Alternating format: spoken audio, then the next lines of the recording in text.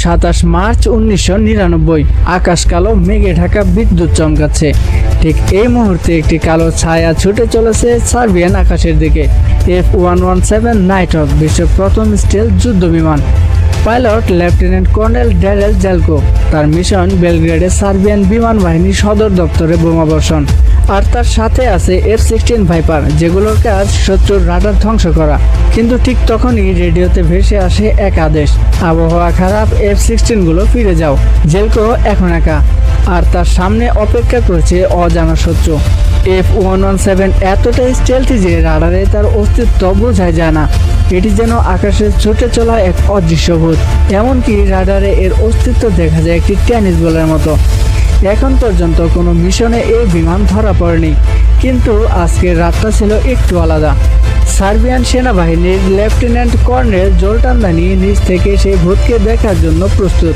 P-18 radar চালু করা হয়। মেঘার বৃষ্টির মাঝে হাজারো সিগন্যালের মধ্যে তিনি দেখেন একটি বিন্দু। ভূতটা দেখা যাচ্ছে। টার্গেটিং রাডার অন করা হয়।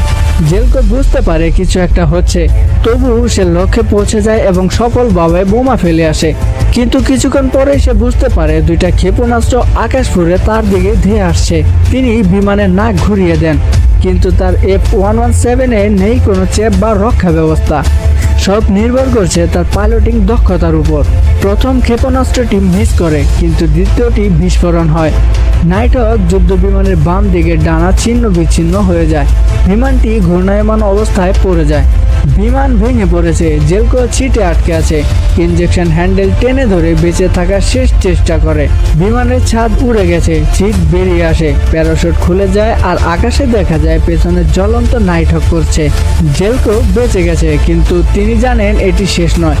তিনি আছেন শত্রুপূর্ণ এক ভূখণ্ডে, আর তার প্যারাশুট উজ্জ্বল কমলা রঙের হওয়ায় এটাকে লুকিয়ে রাখা ছিল প্রায় অসম্ভব। তিনি একটি ডিশ দেখে সেখানে লুকিয়ে পড়েন, মাটি মেখে নিজেকে ঢেকে ফেলেন। আর তার চারপাশে তখন শত্রু সেনা, পুলিশ, এমনকি গ্রামবাসীও তাকেই খুঁজছে। হঠাৎ শোনেন ঝোপের মধ্যে একটি কুকুরের শব্দ। কুকুরটি হাঁপাচ্ছে। তখন সে চুপচাপ তার ছুরিটি বের করেন, কিন্তু কুকুরটা কিছুক্ষণ পরে সেখান থেকে ঘুরে চলে যায়। তিনি বেঁচে যান আরও একবার। রেডিওতে ভেসে আসে স্যান্ডি 1 ভেগা 31, আপনি চাইলেই সেখানে নামাতে পারি, কিন্তু প্রথমে চুপ থাকেন। তারপরে বলেন, হ্যাঁ নামো। ইনফ্রারেড স্টোভ কাজ করে না। তিনি তখন জ্বালান এক ফ্লেয়ার, চারপাশে আলোয় ভরে যায়। শত্রু ফ্ল্যাশ লাইট নিয়ে তার দিকে ধেয়ে আসে। রেডিওতে বার্তা আসে, ফ্লেয়ার নিভাও, এটা আমাদের নাইট ভিশন নষ্ট করে। তিনি দ্রুত কাদায় ফ্লেয়ার ডুবিয়ে দেন। ঠিক তখনই তাকে বাঁচানোর জন্য হেলিকপ্টার নেমে আসে। শত্রুরা যখন ল্যান্ডিং জায়গায় ঘিরে ফেলে, তখন ডেরেলকে নিয়ে উদ্ধারকারী হেলিকপ্টার উড়ে যায় ঠিক সময়ে। জোল্টান দানি ইতিহাসের প্রথম মানুষ যিনি স্টেলথ বিমান গুলি করে নামিয়েছেন। সার্বিয়ানরা মার্কিন যুক্তরাষ্ট্রের নাইটহক বিমানের ধ্বংসাবশেষ উদ্ধার করে আজও বেলগ্রেডের এভিয়েশন মিউজিয়ামে সংরক্ষণ করে রেখেছে। পরে তারা বলেছিলেন ওটা ভূপাতিত হওয়ার মুহূর্তটা ছিল যেন গোল দিয়ে ম্যাচ জেতা। পরে 2011 সালে প্রায় 12 বছর পর জেলকো ও দানি একে অপরের সঙ্গে হাত মেলান। এটা ছিল 20 শতকের এক বিস্ময়কর সামরিক ঘটনা। একজন পাইলটের সাহস, দক্ষতা এবং ভাগ্যের কাহিনী।